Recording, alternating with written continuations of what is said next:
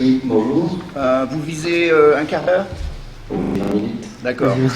Vous visez un quart d'heure et vous n'allez pas au-delà de 20 minutes. Très bien. Bon, tout d'abord, remercier l'OCDE de nous avoir permis de faire ce partenariat. On espère que ça va se prolonger dans les années à venir. On va essayer rapidement de brosser en fait un panorama général de l'état politique de l'Amérique latine en 2010 pour compléter en fait la présentation que vous voulez entendre avec Pierre Bumaillot. Et un panorama général en fait qui apparaît dans le Political Outlook dirigé par Olivier Lamenne, qui est un ouvrage collectif. Donc nous on est seulement les porte-parole finalement du travail de nombreuses personnes et on va essayer de maltraiter le moins possible les différents travaux, tout en soulignant qu'on ne va pas présenter le Political Outlook mais seulement présenter ponctuellement certains aspects. Donc peut-être en guise d'introduction, dire que l'année dernière, quand on a présenté le Political Outlook, le climat était pour le moins incertain. Il y avait certaines inquiétudes en fait fin 2009, début 2010, quant à ce qui pouvait attendre l'Amérique latine au niveau politique et économique. D'abord les incertitudes économiques sur lesquelles je vais parvenir parce qu'elles ont été très bien explicitées précédemment, mais le contexte de récession qui a marqué notamment les prises de décision politiques. Des incertitudes politiques dans plusieurs pays, notamment au Honduras, avec des gros doutes sur finalement l'aboutissement du rétablissement de l'ordre constitutionnel et des élections de 2009. Une déstabilisation aussi au Paraguay du président en exercice Fernando Lugo, qui a été malmené en 2009 mais aussi en 2010, même si on en a peu parlé dans la presse française. Et des fragilisations en Argentine aussi avec Cristina Kirchner, notamment avec le cas des médias et de la crise agricole. Cristina Kirchner qui malheureusement on peut dire a pu avoir un regain de popularité à la suite du décès de son mari Néstor Kirchner il y a quelques semaines. Incertitude politique aussi au Mexique avec la politique du président Calderón empêtré dans sa lutte contre la violence et le narcotrafic, et surtout des incertitudes quant à l'année qui allait se passer en Haïti à la suite du séisme qui a complètement anéanti le pays en janvier 2010 et dans la perspective des élections que nous vivons actuellement. Et Bobby aussi, quelques incertitudes dès la prise de pouvoir du président Sébastien Piñera au Chili qui a dû gérer un séisme et plutôt les implications des effets d'un séisme qui a eu lieu en février 2010. Et ensuite, des inquiétudes au niveau régional, avec des tensions frontalières toujours fortes et qui se sont exacerbées début 2010, notamment entre la Colombie et le Venezuela, dans le contexte électoral colombien où Hugo Chavez avait été assez virulent à l'encontre du candidat Juan Manuel Santos, du candidat à la continuité, et on pouvait s'attendre là à une déstabilisation ou un approfondissement que Olivier Lamenne a appelé la guerre froide dans les Andes, et donc il y a un petit questionnement qui pouvait se poser sur ce point de guerre froide ou de détente au niveau régional. Donc finalement on a été plutôt rassuré cette année avec une année de stabilité à plusieurs niveaux. D'abord une stabilité électorale, donc je l'ai mentionné rapidement, une alternance historique mais tranquille au Chili, avec la défaite de la Concertación qui était au pouvoir depuis plus de 20 ans, et donc l'arrivée au pouvoir de Sébastien Piñera. Et c'était la seule alternance finalement forte de cette année 2010. Et sinon, les autres enjeux électoraux se sont conclus par des continuités, mais c'est un fait assez peut-être nouveau, qui sont des continuités sans réélection. Et il y a peut-être un tassement de cette tentation dans la réélective, donc volontaire ou involontaire, dans le cas par exemple de la Pablo Uribe, mais il y a cet essoufflement réélectif, mais marqué par des continuités, c'est-à-dire les candidats soutenus par les présidents sortants qui ont été facilement élus. Donc ça a été le cas de Juan Manuel Santos en Colombie, de Laura Chinchilla au Costa Rica, l'héritière d'Oscar Arias, et de Dilma Rousseff au Brésil, donc l'héritière de Lula. Bien sûr, dans ce climat de stabilité électorale, il y a l'exception haïtienne actuelle, où on ne va pas insister dessus, mais on pourra peut-être en discuter un petit peu plus loin, avec un contexte actuel de crise électorale et de crise plutôt protéiforme. Mais globalement, en fait, l'Amérique latine est sur la voie de la continuité politique, Et on voit avec ce petit tableau, en fait, où on voit que depuis l'année 2009, la plupart des enjeux électoraux se sont soldés par des continuités. Donc Bolivie, Équateur, Costa Rica, Colombie et Brésil. Avec le cas du Honduras qui était un petit peu particulier en 2009. Une continuité aussi en termes de recrutement du personnel politique et du recrutement présidentiel, avec, on voit, des présidents de la République qui sont issus principalement on va dire, deux types de profils de parole, avec 4 présidents avocats et un journaliste et une politologue, Laura Chinchilla, et un homme politique finalement qui est Daniel Ortega au Nicaragua, qui est une profession politique. Mais surtout des profils économiques qui se confirment avec donc 3 économistes et 4 entrepreneurs qui dirigent les pays d'Amérique latine, et notamment 3 qui ont été élus cette année. Donc on a le cas de Sebastián Piñera au Chili, on a le cas de Juan Manuel Santos en Colombie et de l'économiste Dilma Rousseff au Brésil. Et toujours quelques profils atypiques, mais ces profils atypiques sont minoritaires finalement, et on voit, il y a le cas de la Bolivie avec la Santiago Evo Morales, le Paraguay avec l'évêque Fernando Lugo, l'Uruguay avec Pepe Mujica, agriculteur, qui est le plus âgé des présidents de la République en exercice en Amérique latine, ou un militaire, Hugo Chavez au Venezuela.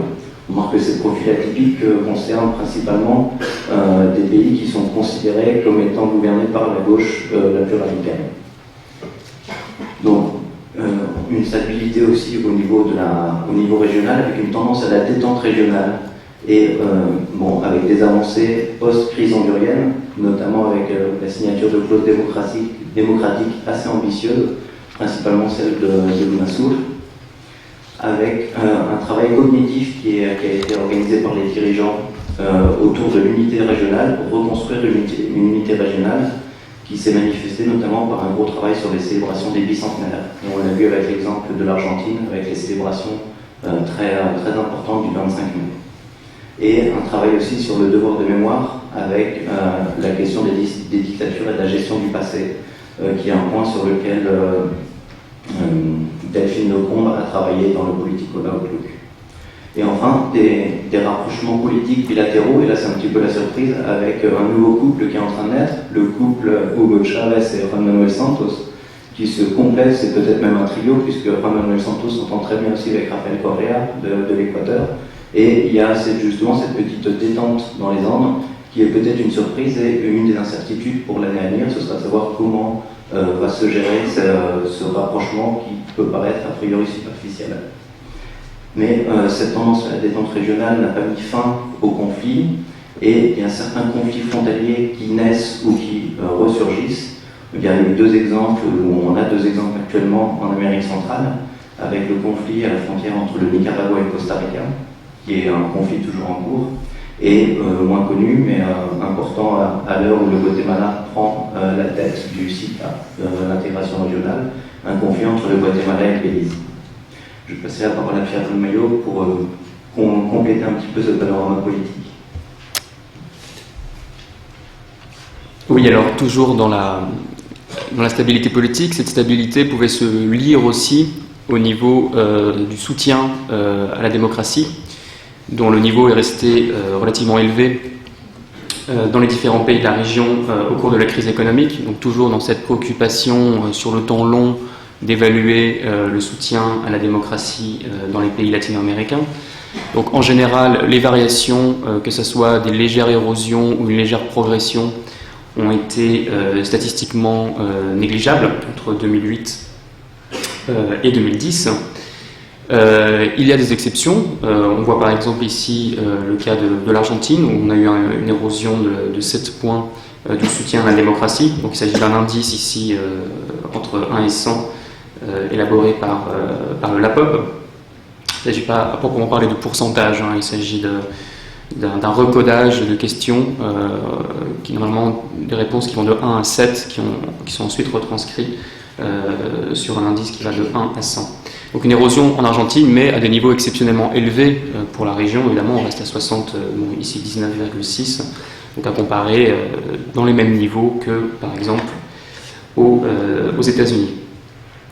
Par contre, en termes absolus, le niveau de soutien à la démocratie continue de varier selon les pays, il y a des variations persistantes. On voit par exemple le cas du Mexique, qui se situe en moyenne à 12 ou 13 points en dessous du cas argentin.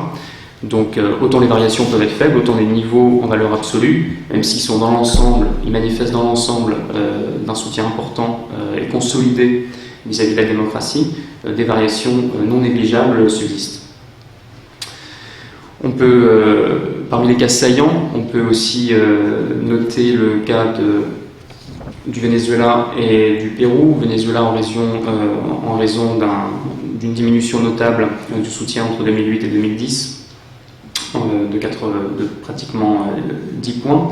Et le cas du Pérou, non pas en raison tant de l'ampleur de l'érosion qui est plus limitée, mais du niveau relativement faible. Le Pérou est un des cas où le soutien à la démocratie est le plus faible dans la région.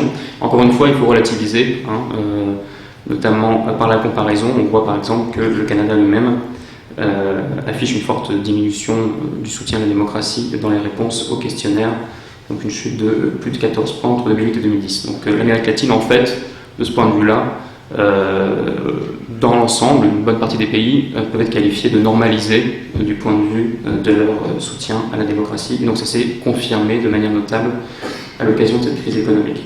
Alors évidemment, on peut dire que la réponse des gouvernements à cette crise a joué un rôle non négligeable dans le soutien affiché à la démocratie. Notamment la perception de l'économie nationale entre 2008 et 2010. On voit que cette perception s'est dégradée de manière notable en Argentine. Mais donc, il y a des exceptions qui peuvent être intéressantes à souligner. On voit que au Pérou par exemple, malgré l'amélioration de la perception de l'économie nationale, une amélioration limitée mais une amélioration malgré tout, le soutien à la démocratie, lui, a diminué. De même au Venezuela, la diminution, une perception plus défavorable de l'économie nationale a été d'ampleur beaucoup plus limitée que l'érosion du soutien à la démocratie qui, elle, a été plus forte. Donc évidemment, ça attire l'attention sur un ensemble de facteurs sociaux, politiques propres à chaque pays qui sont développés dans le Political Outlook. Cette perception des évolutions économiques, il pourrait être intéressant de la mettre en rapport avec, comme tu l'as dit, l'appui à la démocratie, mais aussi la popularité des dirigeants. On a certains dirigeants qui sont hyper populaires encore cette année en Amérique latine. Par exemple, le président sortant Lula, qui va quitter le pouvoir le 1er janvier prochain, ou le président du Salvador, Mauricio Funes, qui ont des taux de popularité très très importants. Mais on pourrait aussi chercher à le mesurer dans son rapport avec les résultats électoraux, finalement, essayer d'évaluer les liens entre performance économique et échéance électorale. Et là, on a deux cas de figure en fait, qui se présentent. Un premier cas qui s'est présenté en 2010 par la Colombie et le Brésil, avec une hypothèse d'un vote économique rétrospectif, donc où on a deux pays qui se sont bien stabilisés et bien repris au niveau économique, deux pays qui sont dynamiques, deux pays où la confiance économique évolue bien et où il y a eu une continuité, donc comme je l'ai dit avec Juan Manuel Santos et Dilma Rousseff. Mais bien sûr, il faut aller un petit peu plus loin et étudier ces élections dans leur complexité et dans leur cadre contexte national. Et par exemple, dans le cas de l'élection de Juan Manuel Santos, il y a la variable sécuritaire, bien sûr, qui est à prendre en compte avec les résultats de la politique de Álvaro Uribe contre les FARC, et aussi les questions de transfert de leadership et de popularité. On pourrait essayer de l'évaluer en ce qui concerne le rapport Uribe-Santos, mais peut-être et surtout en ce qui concerne le rapport entre Lula et Dilma Rousseff, avec une campagne très axée autour du président Lula, et un Lula très impliqué, peut-être même trop impliqué pour une démocratie consolidée. Et donc l'élection de Dilma Rousseff au Brésil qui aurait marqué quand même un vote de reconnaissance d'une partie de la population, et notamment des populations les plus pauvres, avec bien sûr un dynamisme économique, mais une reconnaissance envers les programmes de redistribution sociale, et notamment la fameuse bourse famille. Donc là, il y a justement je vais passer très vite sur ces cartes, mais une carte qui montre bien la continuité du vote et ces questions de transfert entre le vote Lula de 2006, donc en haut à gauche, et le vote Dilma Rousseff en 2010 en haut à droite. Donc plus c'est rouge, plus le score du candidat a été important. Donc ils ont les mêmes bastions électoraux. Bien sûr, il faudra aller un petit peu plus loin et préciser au sein de chaque État quelle est la géographie électorale. Et aussi, on a des superpositions assez intéressantes en ce qui concerne les programmes de redistribution sociale, les indices de pauvreté et le vote pour Dilma Rousseff en 2010. Et donc il y a deux autres exemples qui pourraient être des contre-exemples et qui montreraient qu'il n'y a pas une traduction mécanique en fait entre performance économique et contre-continuité politique, avec donc une alternance au Chili, le Chili qui avait connu une sensible récession en 2009 mais qui a repris son dynamisme économique en 2010. Mais on constate que l'alternance est surtout marquée peut-être par l'essoufflement de la concertation après 20 ans au pouvoir et aussi par des divisions politiques internes au sein de l'Alliance. Mais c'est encore plus saillant en ce qui concerne le Costa Rica, peut-être dans un exemple inverse, où le Costa Rica avait connu en 2009 une récession plus importante que le Chili, mais a connu aussi une récupération dès début 2010 beaucoup plus importante. Et finalement, malgré cette récession 2009, on a une continuité politique très forte avec Laura Chinchilla qui a été très facilement réélue, et ça c'est un point important aussi pour les élections de 2010, c'est que tant Santos que Dilma Rousseff que Laura Chinchilla ont été très facilement réélus. Et dans le cas du Costa Rica, c'est moins la question économique que la question de la sécurité qui a dominé l'agenda de la campagne électorale. Et d'ailleurs, on pourrait peut-être avoir une discussion sur le poids de la violence et de la sécurité actuellement en Amérique latine, avec ce qui se passe à Rio de Janeiro, ou aussi la tentation sécuritaire dans la ville de Buenos Aires. Et en ce qui concerne la continuité au Costa Rica, une implantation locale du Parti de Libération Nationale très présent sur le terrain et avec un militantisme très important qui a joué aussi en faveur de l'élection de Laura Chinchilla.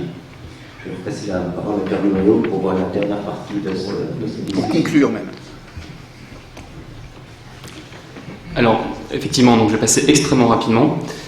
Simplement pour mentionner l'interrogation, une interrogation importante en termes cette fois plutôt d'économie politique et s'interroger si on met cette année 2010 en perspective sur la manière dont elle s'inscrit ou non dans un processus de convergence des modèles d'action publique en Amérique latine.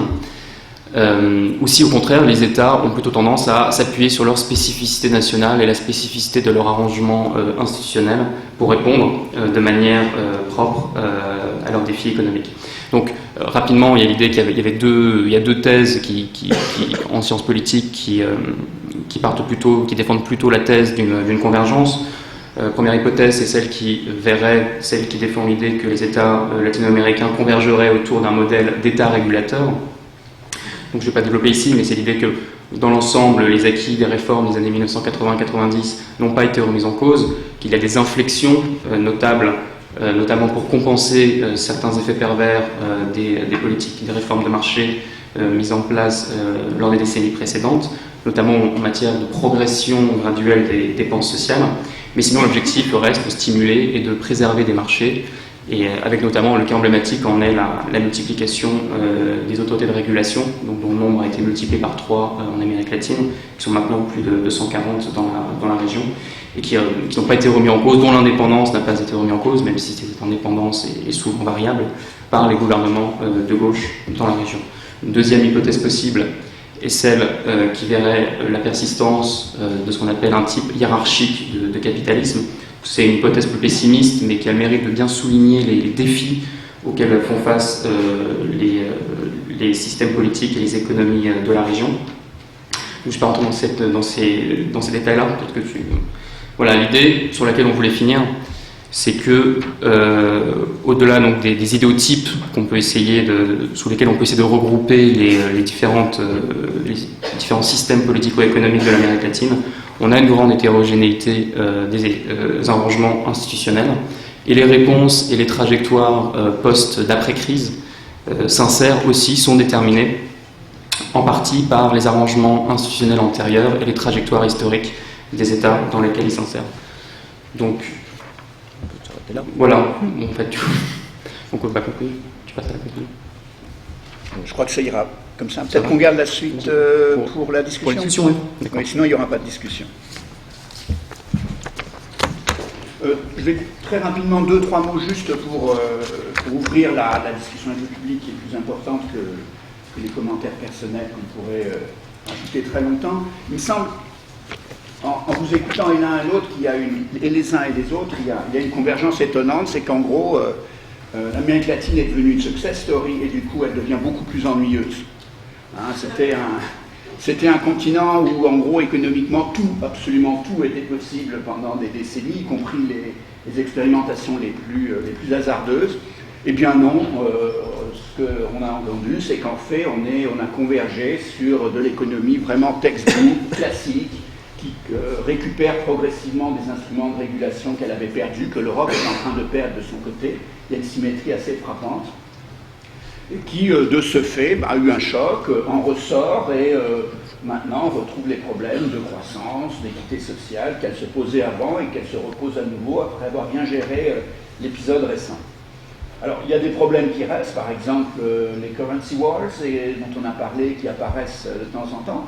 Et puis, un peu de manière symétrique, il me semble que les deux présentations atténue bien les problèmes de ce qu'on appelait dans le temps du populisme macroéconomique ou politique, que ce soit d'un côté la nouvelle gauche latino-américaine d'il y a 3-4 ans, dont on ne sait pas trop où elle est passée, on l'a vu, on la voit apparaître, mais finalement ça ne représenterait plus l'alternative ou le grand dualisme évoqué au milieu de la décennie 2000.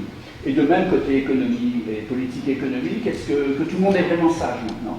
Sage, ennuyeux et retour au textbook, au livre de macroéconomie. Il me semble que ce seraient les deux questions, et puis avec à la sortie deux enjeux de moyen terme très classiques qui ressortent des deux côtés. L'institutionnalisation d'un régime de croissance et de redistribution. C'est un peu les deux problèmes, il me semble, avec d'un côté la question des taux d'épargne trop bas en Amérique latine, qui sont renvoyés un peu classiquement d'un côté à l'histoire, de l'autre côté au système de stabilité financière. Est-ce que ce n'est que ça ou est-ce que c'est un problème de classe moyenne ici ? Est-ce qu'il n'y a pas un lien entre les deux thèmes de la séance ? Et puis évidemment classe moyenne et institutionnalisation, est-ce que c'est ça la clé de la stabilité politique et de cette politique plus classique et plus ennuyeuse qu'on voit émerger. Je propose qu'on prenne quelques questions dans la salle et puis qu'ensuite on rende la parole. Alors, comment faire Il y en a deux. Il marche pas. Non. On peut débrancher celui-là. Il y a un fil. Non, ça va. Bon, bah, son micro.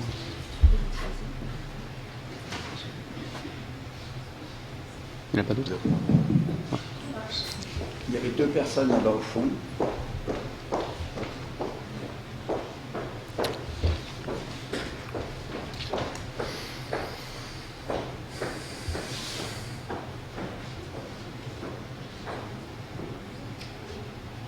C'est plutôt une remarque. Vous m'entendez ? Oui.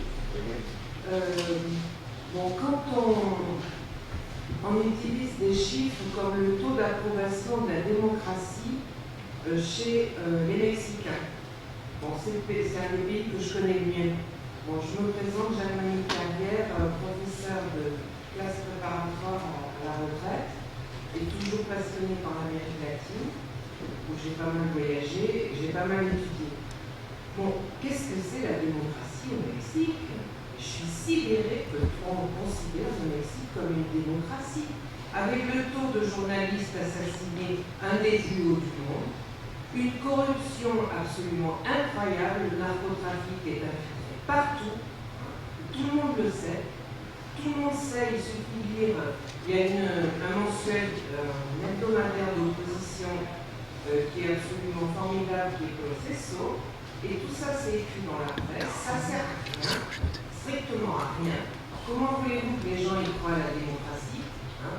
La justice, vous regardez le nombre de plaintes qui sont suivies des faits d'assassinats qui sont résolus. Bon, il y en a un, par exemple, l'assassinat de l'archevêque de Guadalajara, qui était quand même pas mal, sur un aéroport, toujours pas éclairci.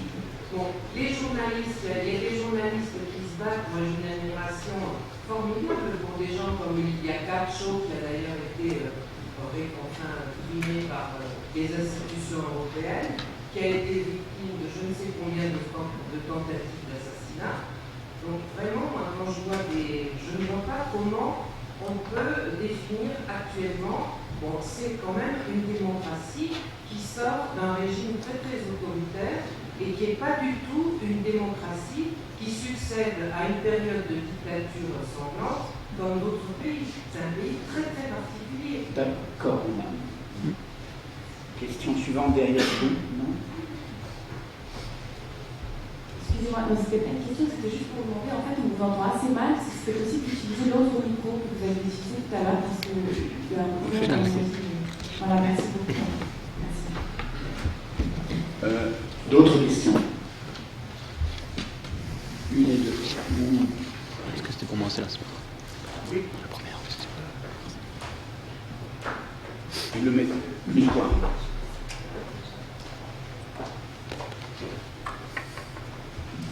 Moi-même, je suis Leonardo Cueva, je suis professeur à l'université, je suis consultant en commerce international. Et vous disiez tout à l'heure que l'Amérique latine aujourd'hui est un petit peu ennuyée. Je ne crois pas parce qu'il y a par exemple des pays comme le Pérou, le Brésil, qui sont des pays où il y a aujourd'hui beaucoup d'opportunités pour les sociétés françaises. Dans les secteurs, par exemple, du pétrole, dans les secteurs miniers, secteur agroalimentaire, et pas seulement à l'export, mais également à l'importation. Et c'est intéressant de voir le dynamisme des sociétés, par exemple, péruviennes, qui viennent exporter ici en Europe, ou qui exportent vers les autres pays des produits agroalimentaires que vous retrouvez dans les marchés de Rungis, etc. Le secteur textile, le tourisme, aujourd'hui, tout le monde. Moi-même, je me disais hier, tiens, c'est peut-être intéressant parce que tout le monde est allé au Pérou. Alors, un peu plus fort. Et c'est intéressant également de parler un peu plus des matières premières. Les pays de l'Amérique latine produisent beaucoup de produits, heureusement, des matières premières et des produits agricoles qui sont en train d'exporter vers la Chine et l'Inde. Et ça, ce sont des nouveaux pays.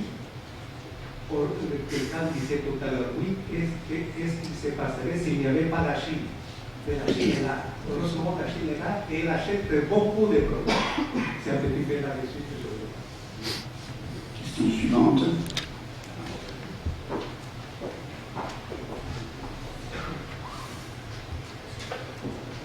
Bonjour, je suis Sylvain de Fontaine, économiste chez BNP Paribas. Et donc, je sais qu'ici, on n'a pas vraiment le temps de dresser un tableau vraiment exhaustif de la situation, mais si on essaie de mettre la région économique en perspective, on peut voir quand même que la région n'est pas homogène, enfin, c'est mon point de vue. Et il y a quand même certains pays qui se détachent, notamment on voit le Brésil d'un côté, le Pérou, le Chili, la Colombie.